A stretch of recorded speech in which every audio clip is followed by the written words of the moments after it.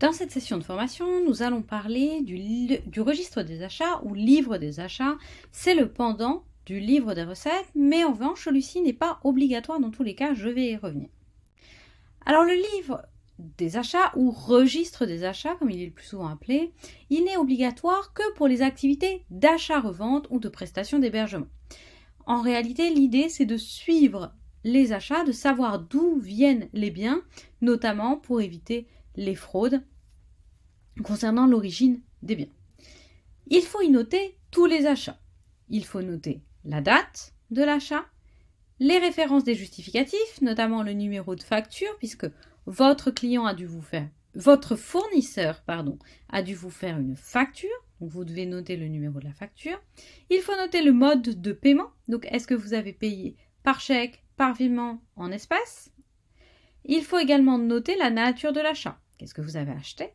Est-ce que vous avez acheté un service? Est-ce que vous avez acheté un bien?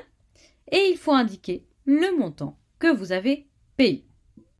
Alors, comme pour le livre des recettes, on exige que ce soit des écritures non modifiables. Comme je vous l'ai dit, l'idée, c'est d'enregistrer régulièrement votre registre des achats de façon à avoir une trace de documents non modifiables, notamment si vous le faites sous Excel, l'enregistrer en PDF, avec la fonction enregistrer sous PDF.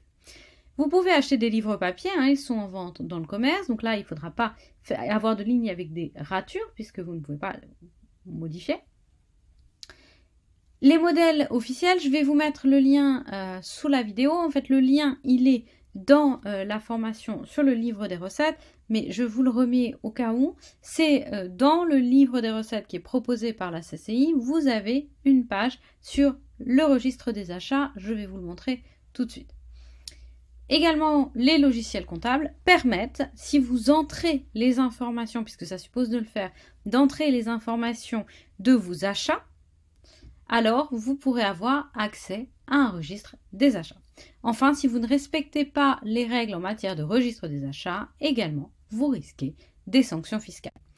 Alors, je vous montre tout de suite le document tel qu'il est fait par la CCI, donc tel que vous l'avez, le modèle qui est joint, c'est un modèle donc officiel. Vous avez la date, la référence de la pièce, donc ça c'est le numéro de la facture, le nom du fournisseur, la nature de l'achat, le mode de paiement et le montant payé.